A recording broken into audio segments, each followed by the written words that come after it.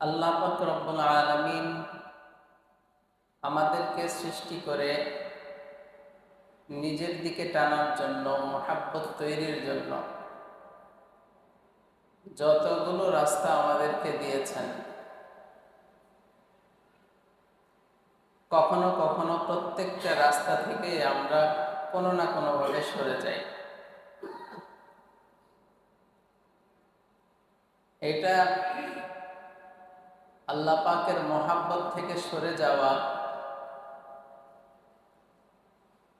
অনেক সময় আমাদের নিজেদের হাতের কর্মের কারণে আমরা সরে যাই, আর বেশিরভাগ সময় আমাদেরকে সরাইয়া দেওয়া হয়।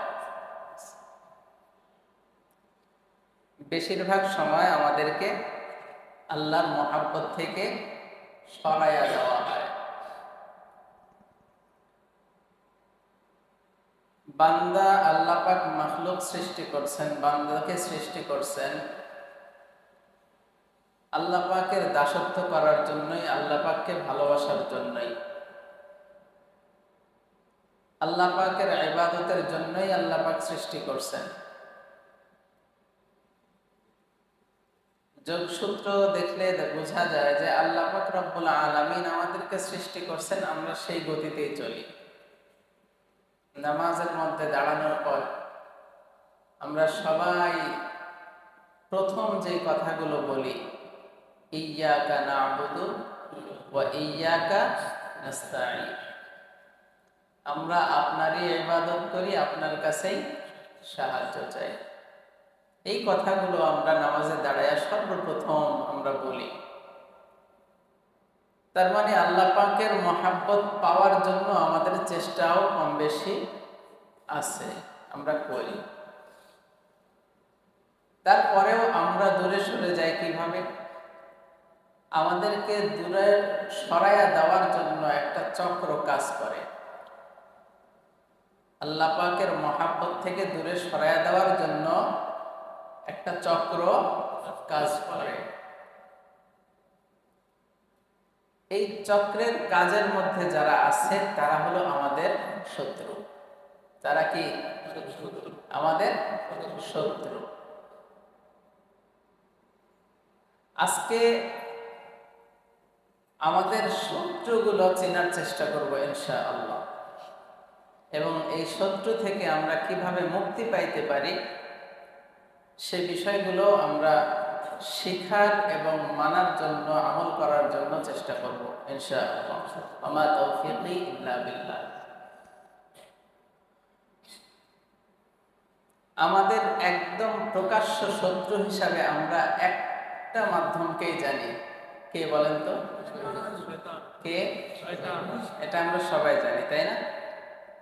কিন্তু এই প্রকাশ্য শত্রু শয়তানের সাথে আজকে আমি আরো কয়েকটা জিনিস যোগ করব।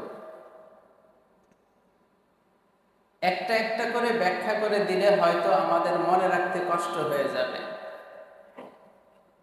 এই জন্য আমি একটা শব্দ দিয়ে আরো তিনটাকে অ্যাড করে দিব এই শয়তানের সাথে। সেই শব্দটা হলো দুশমন। আমরা সচরাচর সবাই বলে থাকি দুশমন, এটা আমরা বলি না? বাংলাতেও বলি, উর্দুতেও বলে হয়, হিন্দিতে যারা বলে তারাও বলে দুশমন। দুশমন শব্দটা আমাদের সাথে খুবই পরিচিত। এই দুশমন শব্দের মধ্যে যদি আরবিতে লেখা হয় সর্বপ্রথম অক্ষর, উর্দুতেও যদি লেখা হয় সর্বপ্রথম অক্ষর দাল, দ্বিতীয় অক্ষর শিন, তৃতীয় অক্ষর মিম, চতুর্থ অক্ষর নুন। দুশমন। বাংলায় যদি বলে থাকি প্রথমের অক্ষর দ, পরের অক্ষর তাহলে বর্ষ, এর পরের অক্ষর ম, এর পরের অক্ষর দন্ত ন। তার মানে আমরা আজকে এই দুশমন শব্দ দিয়ে আমাদের যে প্রকাশ্য শত্রু, চারটা শত্রুকে আমরা চিনব ইনশাআল্লাহ। আমাদের শত্রু কয়টা? কয়টা শত্রু? কথা বলেন। শত্রু কয়টা? শব্দ কয়টা? শব্দ। শব্দ কয়টা? একটা শব্দ। শত্রু অক্ষর কয়টা? 4টা। প্রথম অক্ষরের নাম দ বা দাল। দাল দ্বারা আমরা যে শব্দটাকে মেনে নিব সেটা হলো দুনিয়া। দাল দ্বারা কি বুঝবো? দুনিয়া। শিন দ্বারা শয়তান, মিম দ্বারা মাখলুক, নুন দ্বারা নফস। কয়টা শব্দ পাইলেন? একটা শব্দ থেকে কয়টা শব্দ পাইলেন? 4টা। দুশ্মন হলো দুনিয়া, দুশ্মন হলো শয়তান, দুশ্মন হলো বলেন মাখলুক, দুশ্মন হলো নফস। এই দুনিয়াকে আল্লাহ পাক রব্বুল আলামিন আমাদের জন্য শত্রু বানায় দিয়েছেন। কিভাবে? আল্লাহ পাক রব্বুল আলামিন দুনিয়াকে পানির সাথে তুলনা করছেন। কিসের সাথে? পানির সাথে। আল্লাহ পাক রব্বুল আলামিন সূরাতুল কাহফের মধ্যে ইরশাদ করেন, اضرب لهم مثل الحياة الدنيا كماء أنزلناه من السماء فاختلط به نبات الأرض مما يأكل الناس والأنعام حتى إذا أخذت الأرض زخرفها وزينت وظن أهلها أنهم قادرون عليها إلى آخر الآية। এই আয়াতে কারিমায় আল্লাহ রাব্বুল আলামিন দুনিয়াকে পানির সাথে তুলনা করছেন। কিসের সাথে? পানির সাথে তুলনা করছেন। পানির সাথে কিভাবে তুলনা করলেন? কেন তুলনা করলেন? আল্লাহ পাক রব্বুল আলামিন বুঝাইতে চান। আমরা সচরাচর সবাই বলি পানির অপর নাম, এ কথায় সবাই একমত। পানি ছাড়া বাঁচা সম্ভব? পানি যদি না খাইতে পারেন বাঁচা সম্ভব? সম্ভব না। তার মানে এক বাক্যে আমরা মেনে নিতে পারি যে পানির অপর নাম জীবন। কথাটা সত্য। এই কথা থেকে সরবেন না তো কেউ? সরবেন? আচ্ছা, পানির অপর নাম জীবন, এই কথা আমরা সকলেই এক বাক্যে স্বীকার করলাম। বিশেষ করে আমাদের এই এলাকায় না, এই মানিকনগর বিশ্ব রোডটা পার হয়ে মিয়াজান গলিতে যারা বসবাস করে, হালকা বৃষ্টি বাদল যখন হয়, বৃষ্টি বাদল হলেই রাস্তায় পানি জমে যায়। ওই গলির কথা এই জন্যই বললাম কারণ আমার বাসার গলিতে। বৃষ্টি বাদল আমাদের জন্য রহমত। কি বলেন? পানি আমাদের জন্য রহমত। আবার আমরা স্বীকারও করলাম পানির অপর নাম জীবন। এখন বৃষ্টি বাদল বেশি হইলে যখন রাস্তায় পানি জমে যায়, এই পানিটাই আমাদের জন্য কষ্টের কারণ হয় কিনা? কথা তো পাল্টায় ফেললেন আপনারা। একটু আগে বললেন পানির অপর নাম জীবন, এখন বলতেছেন ক্ষতির কারণ। আচ্ছা, এই পানিটা যখন হাঁটু পর্যন্ত থাকে তখন একরকম অবস্থা, যখন কোমর পর্যন্ত উঠে যায় কষ্ট বাড়ে না কমে? কষ্ট বাড়ে, কাপড় চোপড়ও নষ্ট হয়ে যায়। তো পানির অপর নাম জীবন, এই কথাটা যেমন সত্য, এই পানিটাই পরিমাণের চাইতে যখন বেশি হয়ে যায় তখন ক্ষতির কারণ হয়ে যায়। কথা বুঝতে পারতেছেন? ঠিক আল্লাহ পাক রব্বুল আলামিন এই জন্যই ওয়াদরিব লাহুম মাসালাল হায়াতিদ দুনিয়া কামাইন আনজালনা, আসমান থেকে বর্ণিত বৃষ্টির মতো, বৃষ্টির সাথে তুলনা করলেন দুনিয়াকে। দুনিয়া আমাদের প্রয়োজন আছে, কিন্তু সীমানার বাহিরে না। দুনিয়া আমাদের প্রয়োজন আছে না নাই? দুনিয়া আমাদের প্রয়োজন আছে, যখন সীমা অতিক্রম হয়ে যাবে তখন এই দুনিয়াটাই আমাদের জন্য ক্ষতির কারণ হয়ে যাবে। দুনিয়া দুশ্মন খুঁজে পাচ্ছেন? আচ্ছা, একটা উদাহরণ দিলাম। এই দুনিয়া আমাদের জন্য ক্ষতির কারণ হওয়ার আরো কয়েকটা কারণ হলো,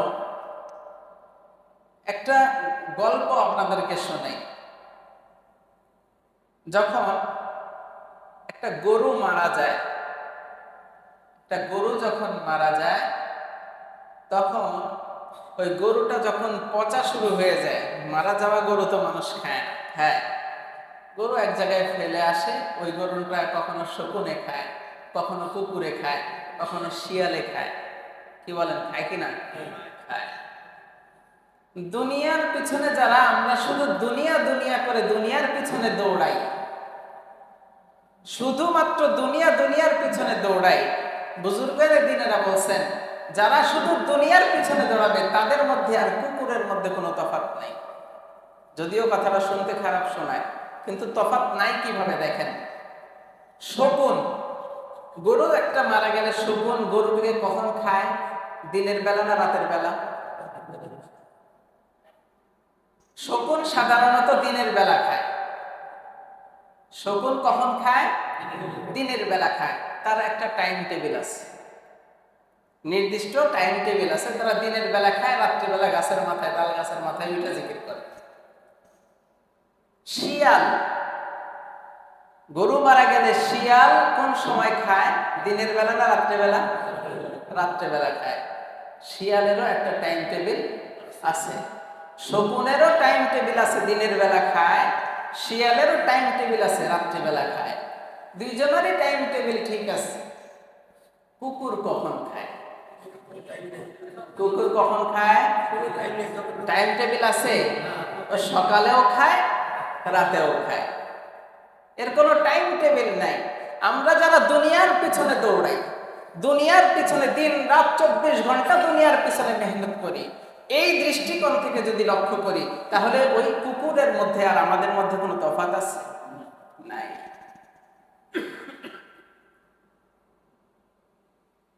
গরুটা যখন মরে গেল, গরুর গোশতগুলা শকুনে খায়, হাড্ডি কি খায়? খায়। হাড্ডি তো খায় না, গোশতগুলাই খায়। রাত্রেবেলা শিয়াল যখন আসে, শিয়ালেও কি হাড্ডি খায় না গোশত খায়? শিয়ালেও কিন্তু হাড্ডিতে মুখ দেয় না। কুকুর গোশতও খায়, হাড্ডিও খায়। তার মানে কুকুরের বাস বিচার নাই, যেটা পায় সেটাতেই মুখ লাগায় দেয়। আমাদের দুনিয়ার অবস্থা হলো এমন, আমাদের অবস্থা হলো এমন, আমরা দুনিয়ার খুঁটি নাটি যা কিছু আমাদের চোখের সামনে পড়ে সবকিছু আমাদের প্রয়োজন। কুকুর যখন ওই মানে শকুন যখন খায়, তখন ওই উপরে উপরে যখন উড়ার সময় যখন দেখতে পায় যে এখানে একটা গরু মারা গেছে, তার নির্দিষ্ট একটা ডাক আছে, সাথী সঙ্গীদেরকে ডাক দিয়ে নিয়ে এসে খাওয়ায়। শিয়ালে যখন দেখে যে গরু একটা মরে আছে, হুক্কা হুয়া বলে ডাক দিয়ে তার বন্ধু সকলকে ডেকে নিয়ে এসে খাওয়ায়। কুকুর যখন খাওয়া শুরু করে তখন চুপচাপ চুপচাপ খায়। যখন একটা কুকুরকে আসতে দেখে, খাওয়া বন্ধ করে ঘেউ ঘেউ করে তাকে দৌড় ধরবে, তাড়ায় দেখি না। কুকুরের স্বভাব কি? আমি নিজে যতটুকু গ্রহণ করতে পারি। একটা গরুর লেজ খাইলেও সে নিজেও জানে যে আমি যদি একটা গরুর লেজ খাই তাহলেও আমার পেট ভরে যাবে, কিন্তু ছাড়ে। অন্য কাউকে অংশগ্রহণ করতে দেয় না। মুহতারাম হাজরিন, দেখেন কুকুরের স্বভাব হলো কুকুর নিজে যতটুকু সংগ্রহ করতে পারবে ততটুকু করবে, বাকিটা পাহারা দিয়ে রাখবে, অন্য কাউকে অংশীদার হতে দিবে না। কুকুর যেমন দূর দূর করে আরেক সঙ্গী সাথীদেরকে তাড়াইয়া দেয়, ঠিক তেমনও আমাদের সমাজের মধ্যে এমন ভাই বোন আছে, এমন ভাইও আছে, এমন বোন আছে যারা বাবা মারা যাওয়ার পরে ভাই ভাইয়ের কাছ থেকে সম্পদ চাইতে আসে, বোন ভাইয়ের কাছ থেকে সম্পদ চাইতে আসে, তখন দূর দূর করে ওই ভাই বোনদেরকে তাড়ায় দেয়। আছে না নাই? এই স্বভাবের মানুষ আছে না নাই? আছে। তার মানে বুঝে গেল আল্লাহ পাক রব্বুল আলামিন দুনিয়াটা আমাদেরকে দিয়েছে আমাদের প্রয়োজন মাফিক নেওয়ার জন্য। আমরা যদি প্রয়োজনের বাহিরে যায় নেওয়ার চেষ্টা করি, তাহলে এই দুনিয়া আমাদের জন্য ক্ষতির কারণ হবে। যেমন ভাবে পানি আমাদের জীবনের বাঁচানোর জন্য একটা উপকরণ, কিন্তু সীমানা অতিক্রম করে যখন পানি চলে আসে, তখন আমাদের জন্য সেই পানিটাই ক্ষতির কারণ হয়ে যায়। আল্লাহ পাক রব্বুল আলামিন বোঝানোর চেষ্টা করতেছেন আমাদেরকে, ও বান্দারা, আমি দুনিয়াকে পানির সাথে তুলনা এই জন্য করলাম যে পানি তোমাদের জীবন, কিন্তু পানি তোমাদের ক্ষতির কারণ যেহেতু হইতে পারে, এই দুনিয়া তোমাদের প্রয়োজন মাফিক ব্যবহার করার জন্য আমি তোমাকে দুনিয়ায় পাঠাইলাম। এই প্রয়োজন মাফিক তুমি নাও, বাকি যখন বেশি নিতে যাইবা তখন তোমার জন্য সেই দুনিয়াই ক্ষতির কারণ হয়ে যাবে। মুহতারাম হাজিরিন, দুনিয়া গ্রহণ করতে হবে। দুনিয়া গ্রহণ না করলেও চলা যাবে না। যেহেতু দুনিয়াতে বসবাস করি, সেখানের কিছু জিনিস আমাদেরকে গ্রহণ করতে হবে। এই জিনিসপত্র যখন আমরা গ্রহণ করব, সঠিক পন্থায় গ্রহণ করতে হবে এবং সঠিক জিনিসটুকুই আমাকে নিতে হবে, এর বাড়তি জিনিস আমাদের নেওয়া যাবে না। তো এই জিনিস আমরা কিভাবে কি করব? অনেক সময় আমাদের টাকা পয়সা রোজগারের মধ্যে অনেক ত্রুটি বিচ্যুতি অজান্তেই হয়ে যায়, অজান্তেই অনেক ত্রুটি বিচ্যুতি আমাদের ইনকামের মধ্যে হয়ে যায়। আল্লাহ পাক রব্বুল আলামিন বলেন, তোমাদের এই ত্রুটি বিচ্যুতিগুলো দূর করার জন্য আমি আল্লাহ তোমাদেরকে আবর্জনা পরিষ্কার করার জন্য একটা সুযোগ দিয়েছি। বলেন সুবহানাল্লাহ। যেমন ক্ষেতের মধ্যে যারা ধান চাষ করে, গ্রামের মানুষ যারা আছেন তারা বুঝবেন, ক্ষেতের মধ্যে যারা ধান চাষ করে বা শাকসবজি চাষ করে, ওই শাকসবজির মধ্যে বা ধানের মধ্যে যখন আগাছাগুলো তৈরি হয়, ওই আগাছাগুলো ধানের মধ্যে যখন থাকবে, ধানটা ভালো হবে না খারাপ হবে? দেখতেও খারাপ দেখাবে। আগাছা যখন ধানের মধ্যে থাকে, ওই ধানটা দেখতেও খারাপ দেখাবে। ওই আগাছাগুলো যখন পরিষ্কার করে ফেলবেন, তখন ধানের গাছগুলোও সতেজ হবে, ধানের গাছ থেকে আমরা ফলনও ভালো পাবো এবং দেখতেও সুন্দর হবে। কি বলেন, ঠিক কিনা? তো আমাদের সম্পদ অর্জনের মধ্যে অনেক সময় ভুল ত্রুটি হয়ে যায়, ওই ভুল ত্রুটিগুলো হওয়া আবর্জনা। ওই ভুল ত্রুটিগুলো কি? আবর্জনা। আল্লাহ পাক রব্বুল আলামিন বলেন, যাকাত হলো এর একটা মাধ্যম যে আবর্জনাগুলো দূর করা। সুবহানাল্লাহ। যাকাত এটা তোমার জিনিস না, যাকাত এটা হলো আবর্জনা। এই আবর্জনাগুলো তোমার সম্পদ থেকে তুমি বের করে দাও, তোমার মাল পবিত্র হয়ে যাবে, সুন্দর হয়ে যাবে। সুবহানাল্লাহ। তাহলে দুনিয়া আমাদের প্রয়োজন আছে, কিন্তু সীমানার বাইরে নাকি সীমানার ভিতরে? সীমানার ভিতরে আমাদেরকে দুনিয়া তালাশ করতে হবে।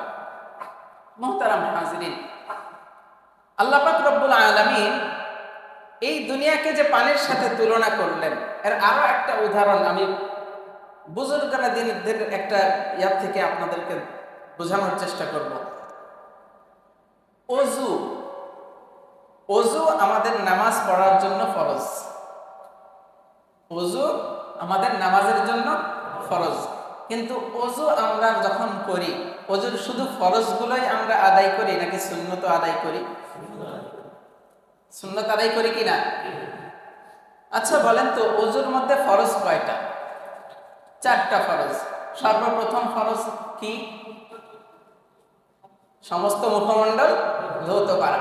আমরা ওযু যখন করা শুরু করি, শুরুতেই গিয়ে কি ওই কল ছেড়ে মুখটা এইভাবে লাগাইয়া দিই? কি বলেন, লাগাই দেই নাকি? তাহলে সর্বপ্রথম কোন কাজটা করি? আমরা সুন্নত দিয়ে শুরু করি। প্রথমে হাত ধুই, তারপরে কুলি করি, তারপরে নাকি পানি দিই, তারপরে চেহারা ধুই। কি বলেন? আমরা প্রথমেই ফরজ পর্যন্ত যাইতেছি না, সুন্নত দিয়ে শুরু করতেছি। তার কারণ হলো, পানি ওযুর জন্য উপযোগী হওয়ার 3টা শর্ত আছে। পানির কালার ঠিক রাখতে হবে, পানির স্বাদ ঠিক থাকতে হবে, পানির ঘ্রাণ ঠিক থাকতে হবে। 3টা জিনিস যখন ঠিক থাকবে, তখন ওই পানিটা ওযুর জন্য গ্রহণযোগ্য হবে। এছাড়া যদি এই 3টা জিনিসের কোনো একটা মিস্টেক থাকে, তাহলে ওই পানি দিয়ে ওযু হবে না। দেখেন, আল্লাহ পাক রব্বুল আলামিন আমাদেরকে কত সুন্দর সিস্টেম করে দিয়েছেন। বুজুর্গানে দিন কত সুন্দর একটা মাধ্যম তৈরি করছেন। ওযুর ফরজের ক্ষেত্রে আমরা চেহারা মুখমণ্ডল প্রথমে ধোয়া, এটা হলো ফরজ, কিন্তু আমরা ফরজ পর্যন্ত আগেই যাইতেছি না। কারণ হলো, আমরা হাতে যখন পানি নেই, তখন পানির কালারটা চেক করি। সুবহানাল্লাহ। হাতে যখন পানি নেই, পানির কালারটা চেক হইল, পানির কালার দেখি যখন ঠিক আছে পানির কালার, তখন আস্তে করে কি করি? মুখে নেই। মুখে নিয়ে আমরা পানির স্বাদটা চেক করি। সুবহানাল্লাহ। মুখে নিয়ে কি করি? পানির স্বাদটা চেক করি। এরপরে আরেকটা গুণ বাকি আছে, কি? ঘ্রাণ। এরপরে আমরা পানিটা হাতে নিয়ে নাকে পানি দেই, পানিটার ঘ্রাণ চেক করি। যখন এই 3টা গুণাগুণ যখন ঠিক হয়ে যায়, আল্লাহ পাক রব্বুল আলামিন ওযুর জন্য যেই ফরজ অঙ্গটা দিলেন, তারপরে আমরা 3টা গুণ চেক করার পরে আমরা মুখে পানি দিই। সুবহানাল্লাহ। তাহলে পানির প্রয়োজন আছে না নাই? পানি পবিত্র হওয়ারও প্রয়োজন আছে না নাই? এই সবগুলো চেক করে যখন ঠিক থাকে তখন আমরা ওযুর জন্য ওই পানিকে নির্বাচন করতে পারবো। অন্যথায় ওই পানি হয়তো নিজে পাক, কিন্তু অন্যকে পাক করার সুযোগ রাখবে না। মুহতারাম হাজিরিন, তাহলে আমরা 4টা জিনিস আজকে জানার চেষ্টা করতেছি। 1 নাম্বার, দুনিয়া। দুনিয়া আমাদের প্রয়োজন আছে, কিন্তু সীমা মাফিক, সীমানা মাফিক, সীমানার বাইরে গিয়ে দুনিয়া অর্জন করা যাবে না। 2 নাম্বার, শয়তান। 2 নাম্বার শত্রু কি? শয়তান। আল্লাহ পাক রব্বুল আলামিন বলেন, ইন্নাশ শাইতানা লাকুম আদুউন ফাত্তাখিযুহু আদুওয়া।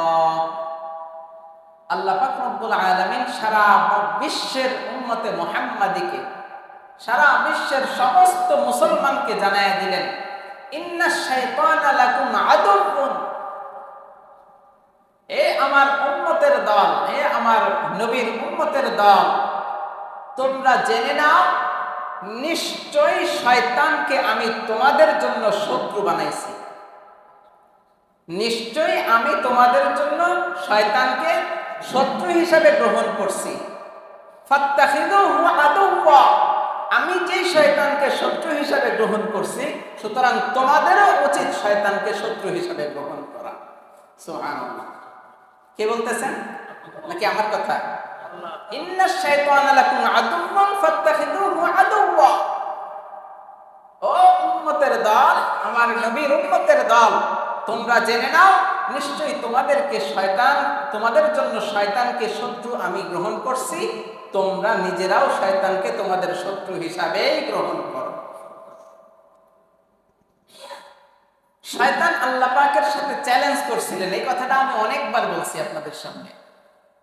সূরা আরাফের মধ্যে আল্লাহ পাক রব্বুল আলামিনের সাথে চ্যালেঞ্জের পর্যায়ে গিয়ে বলে, সুম্মা লাআতিয়ান্নাহুম মিন বাইনি আইদিহিম ওয়া মিন খালফিহিম ওয়া আন আইমানিহিম ওয়া আন শামাইলিহিম ওয়া লা তাজিদু আকসারাহুম শাকিরিন।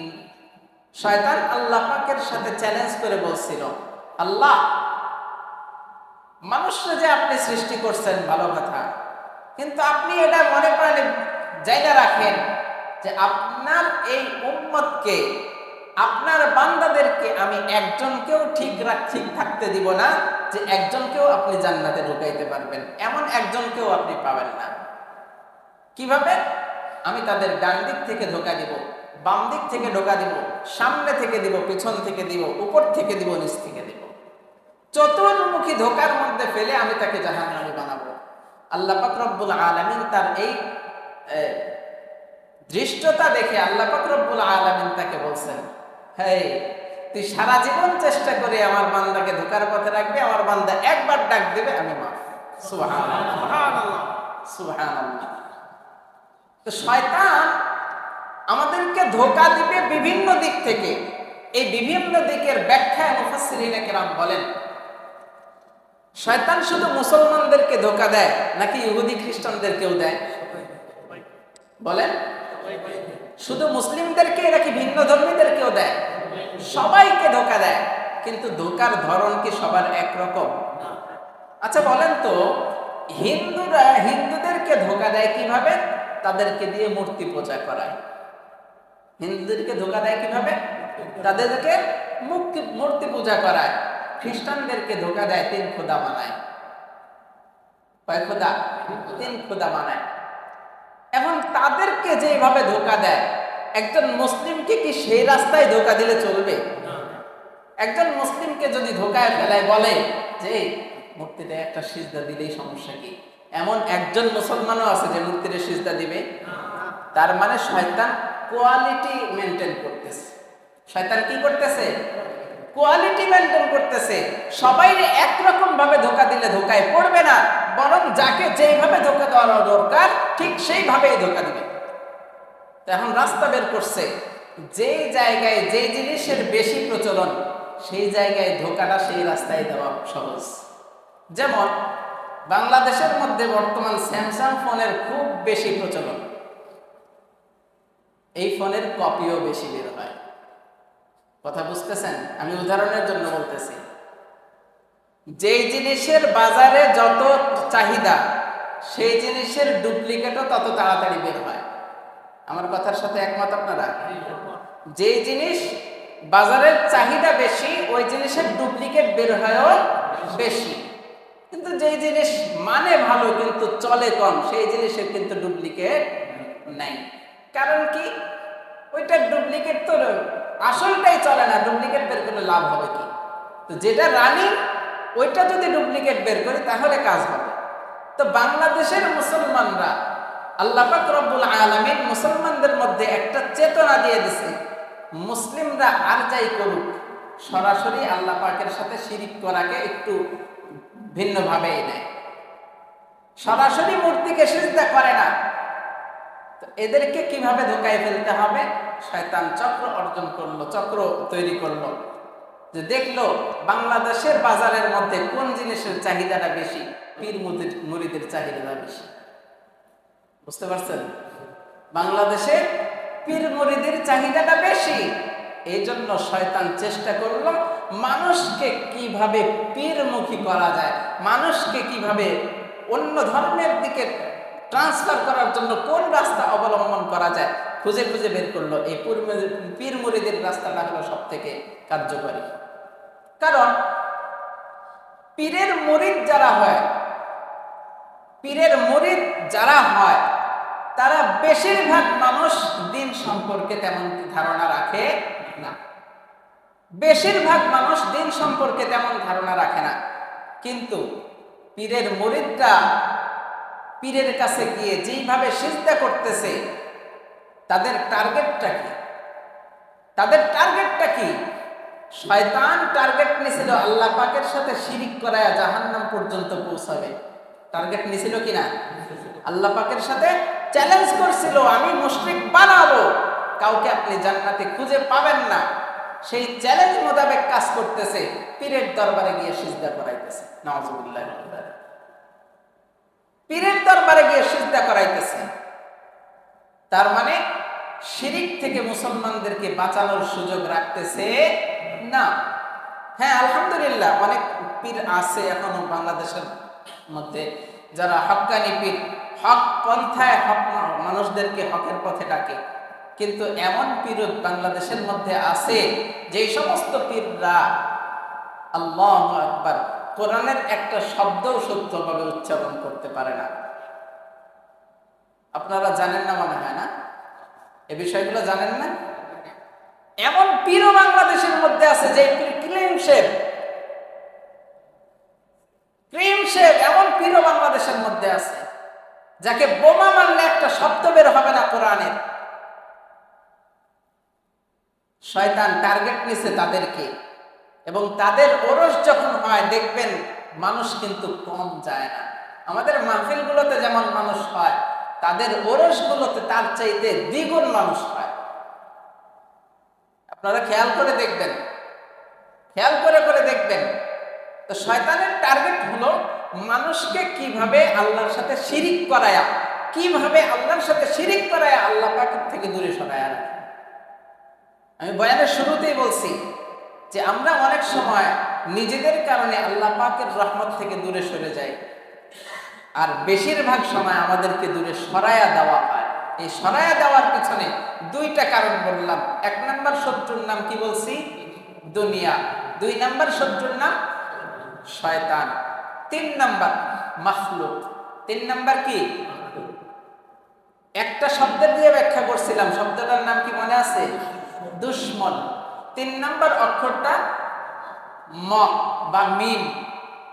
মিম দ্বারা মাখলুক, সৃষ্টিজীবের প্রতি মহাব্বত, সৃষ্টিজীবের প্রতি ভালোবাসা। হ্যাঁ, আল্লাহ পাক রব্বুল আলামিনের সৃষ্টির দিকে তাকায়া তাকায়া আল্লাহ পাকের নিয়ামতগুলোর শিক্ষা আমাদের সেখান থেকে নেওয়া উচিত, আমরা নিতে পারি। কিন্তু মাখলুকের প্রতি যতটা মহাব্বত আমাদের হয়ে যায়, আল্লাহর প্রতি ততটা মহাব্বত আমরা দেখাইতে পারি না। একজন মানুষের কাছে আমার সাথে একদিন দেখা হয়েছে, একজন মানুষের তার 10টা আঙ্গুলের মধ্যে 10টা আংটি, 10টা আঙ্গুলে কয়টা আংটি? 10টা আংটি। তো 10টা আংটির ওনার গুণাগুণ জিজ্ঞেস করলাম যে এই যে 10টা আংটি যে ব্যবহার করতেছেন, এই 10টা আংটির গুণাগুণ কি? এটার গুণাগুণ এটা হলো বিপদ আপদ থেকে দূরে রাখে, এটা হলো শত্রুতা থেকে হেফাজত করে, এটা সন্তানাদির জন্য সহযোগিতা করে, মানে এক একটার এক এক রকম গুণাগুণ বলে দিল। তো এই গুণাগুণগুলো শোনার পর আমার চিন্তা ভাবনায় আসলো যে এই যে গুণাগুণগুলো সে বলল, এগুলো তো সব একজনের কাছ থেকেই আসে। কি বলেন? সে কে? আল্লাহর কাছ থেকেই আসে, আল্লাহর পক্ষ থেকেই আসে। তো এই যে তার হাতের আংটিগুলো, আংটি ব্যবহার করতেছে, এটা তার অন্যায় না। আংটি ব্যবহার করুক সেটা বিষয় না। পৃথিবীর বুকে সবচাইতে দামি পাথরের নাম কি? পৃথিবীর বুকে সবচেয়ে দামি পাথর হলো হাজরে আসওয়াদ। এর উপরে কোনো দামি পাথর আছে? হযরত ইব্রাহিম আলাইহিস সালাতু ওয়াস সালাম এই হাজরে আসওয়াদের কাছে গেছেন কি যান নাই? হাজরে আসওয়াদে চুমু দিবেন কি দেন নাই? হাজরে আসওয়াদের কাছে গিয়ে আল্লাহ পাকের কাছে ফরিয়াদ করছেন কি করেন নাই? তাহলে ইব্রাহিম আলাইহিস সালাতু ওয়াস সালাম এই যে 80 বছর বয়সের পরে গিয়ে সন্তান গ্রহণ করলেন কিভাবে? কেন? আগের বছরগুলো কি দোষ করছিল? পাথরের কাছে তো ইব্রাহিম আলাইহিস সালাম গেছে, পৃথিবীর সবচেয়ে উন্নত পাথরের কাছে গেছে, কই সন্তান তো আসে নাই। আল্লাহ পাকের যখন মর্জি হয়েছে, আল্লাহ পাক রব্বুল আলামিন তখন সন্তান দান করছেন। জাকারিয়া আলাইহিস সালাতু ওয়াস সালাম 86 বছর বয়সে বাচ্চার বাবা হয়েছে। তো আল্লাহ পাক রব্বুল আলামিনের কাছে তারা গ্রহণযোগ্য ব্যক্তি ছিলেন না? গ্রহণযোগ্য ব্যক্তি ছিলেন কিনা? হযরতে আসওয়াদকে চুমু দিবেন কি দেন নাই? কেন হইল না? কেন? তার মানে বোঝা যায় পাথরের কোনো ক্ষমতা নাই, পাথরের কোনো ক্ষমতা নাই। আকিক পাথর, এই পাথর, ওই পাথর, পাথর আপনি ব্যবহার করেন শৌখিনতার জন্য, সেটা ভিন্ন কথা। কিন্তু আপনি যে ব্যবহার করতেছেন আপনার আকীদার সাথে সম্পৃক্ত, আপনি আকীদাকে পরিবর্তন করেন। আর নয়তো যেই আকীদা নিয়ে আপনি আংটিগুলো ব্যবহার করতেছেন, আপনার ঈমান থাকবে না, আপনার ঈমান থাকবে না। মুহতারাম হাজিরিন, শয়তান আমাদেরকে এইভাবে ধোঁকা দিচ্ছে। আমরা মাখলুকের কাছ থেকে মাখলুকের মহাব্বত, আংটির মহাব্বত দিলের ভিতরে ঢুকায় ফেলছি, আংটি এটা করবে ওইটা করবে। কিন্তু চাওয়ার মালিক যে, তার কাছে আমরা চাইলাম না, চাইলাম আংটির কাছে, চাইলাম পীরের কাছে। আল্লাহ পাক রব্বুল আলামিন বলেন, মাখলুকের মহাব্বত যখন আমার থেকে বেশি হয়ে যাবে, তখন তুমি ওইটা তোমার জন্য শত্রু হয়ে যাবে। মাখলুকের মহাব্বত যখন তোমার ভিতরে বেশি চলে আসবে, তখন সেটাই তোমার জন্য শত্রু হয়ে যাবে। 3 নাম্বার শত্রু মাখলুক। 3 নাম্বার শত্রু কি? মাখলুক। 4 নাম্বার কি বলছিলাম? নফস। 4 নাম্বার কি? নফস। এখন প্রকাশ্য শত্রু আমরা শয়তানকে চোখে দেখি? শয়তানকে চোখে দেখি? শয়তানকে চোখে দেখি না, কিন্তু ধোকায় পড়ি কি পড়ি না? ধোকায় যে পড়ি, এটা কি প্রকাশ্য শত্রুর কারণে নাকি অদৃশ্য শত্রুর কারণে? অদৃশ্য শত্রু। যে অদৃশ্য শত্রু অন্য জায়গা থেকেও আমাকে ধোকা দিতে পারে। আমার অন্তরের ভিতরে, আমার কলবের ভিতরে নফস নামক একটা জিনিস আছে। এই নফসের ধোকা আমাদের থেকে সব থেকে বেশি কার্যকারী করে। নফসের ধোকা আমাদেরকে সবচেয়ে বেশি কার্যকারী করে। আমরা নফসের তাড়নায় পড়ে বিভিন্ন সময় বিভিন্ন গুনাহ করে ফেলি। গুনার তো সীমা নাই। গুনাহ কোন দিক দিয়ে করতেছি, কখন করতেছি, কিভাবে করতেছি, আমাদের ভ্রুক্ষেপও হয় না। একটা কথা মনে রাখবেন, গুনাহকে যদি গুনাহ মনে করে গুনাহ করেন, তাহলে হয়তো কখনো মাফ পাওয়ার সুযোগ আছে। কিন্তু আপনি গুনাহ করতেছেন, মনে করতেছেন যে এটা গুনাহ না, এটা স্বাভাবিক বিষয়, আপনার জীবনে তওবা নসিব হবে না। আর যদি আপনার এই তওবা নসিব না হয়, আপনি বেঈমান হয়ে মারা গেলেন। নাউযুবিল্লাহি মিন যালিক।